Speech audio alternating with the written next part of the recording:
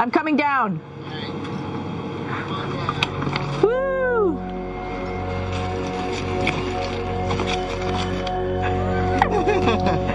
Then you can come right back up again, like Superman.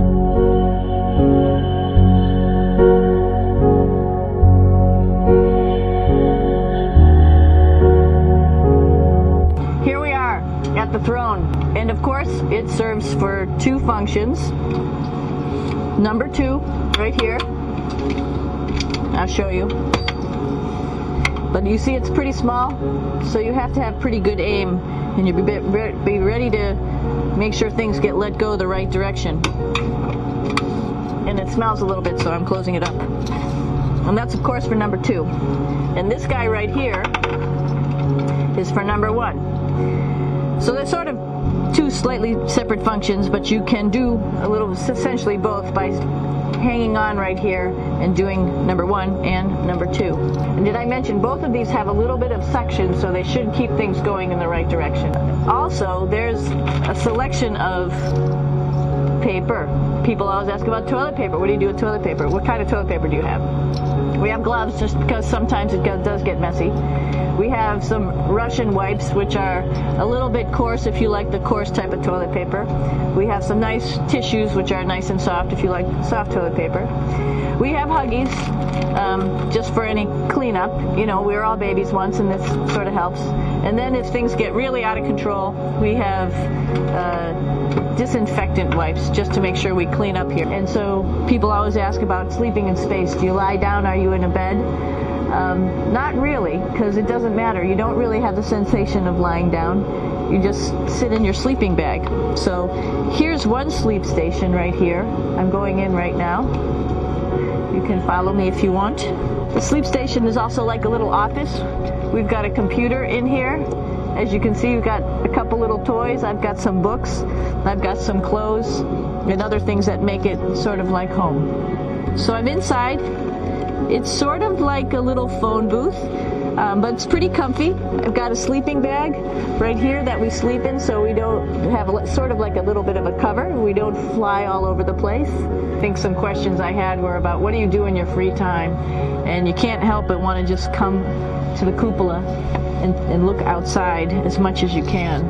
After being here for a little while, you can sort of figure it out. You can tell different cloud types over different continents. You can tell different soil types over different continents. There we go. So right now we are right over Africa. It's a little bit cloudy, as you can tell. And one of the things we also do is we exercise. We have some exercise equipment on board the space station. We need to do that because we lose bone density and muscle mass while we're up here, and that's a result of not having to fight against gravity. So how we keep ourselves in shape are with a bike, a treadmill, and a weightlifting machine. This is the bike. You notice the clip pedals. So all you need to do is actually clip your feet in, and then you can start pedaling. You don't need a seat because you don't sit down. Actually, I haven't sat down for 6 months now. You probably see that the bike bounces around a little bit. As I move it, it's not steady and held to the wall firmly.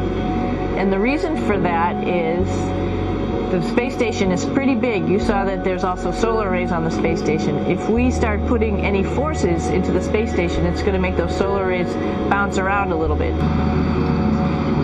So here we are in the heart of the space station, really. This is the service module. This is the central post.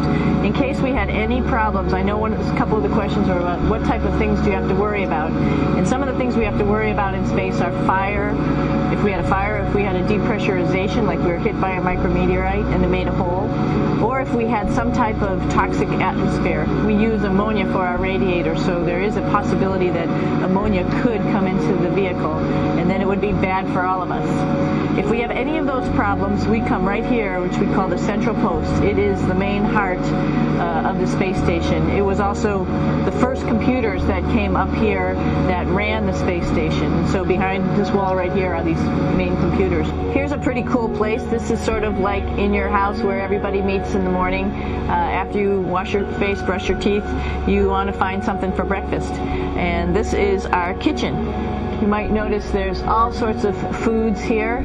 It's like opening the refrigerator. You got all your different stuff that you want to have, drinks, meats, eggs. So we have all this type of food. Some of it is dehydrated, and so we have to hydrate it, fill it up with water. Some of it is already made, and then all we have to do is heat it up. So something like this, I'm pulling out barbecued beef brisket. Not only is this food made in the U.S., but we also have food here from Japan. We've got Russian food. As you can see, all these red containers are filled with food that's from Russia. And then we get some of our specialty stuff, some things that we like, some of our favorite stuff that your family can send up. I'm here with my two buddies in the airlock. Actually, these are two spacesuits that are ready, primed up to go outside. The spacesuit is pretty big, as you can see. It's like being a football player. Part of the reason it's so big and bulky is because of this backside, this backpack. It's like going on a hike with a backpack, but the backpack and the suit weighs about 300 pounds. Luckily in space, nothing really weighs anything, so you don't feel that it's so heavy. But we need to have such a big suit because that guy back there is essentially the heart of the spacecraft. I call this actually a spacecraft. It has all the oxygen for you. It has all the carbon dioxide removal system for you. It also has a heating and cooling system to make sure to regulate our body temperatures while we're outside. This is the docking probe right here, this big thing. This helps us connect to the spacecraft. This probe actually sticks into this cone, and that's how the spacecraft, our Soyuz, becomes connected to the ISS initially. That is then replaced by clamps, which are around here, that will allow the two spacecraft to be stuck together. And then you can remove the probe and the cone. It's a little bit squishy, but everybody asks, how do you sit in the Soyuz?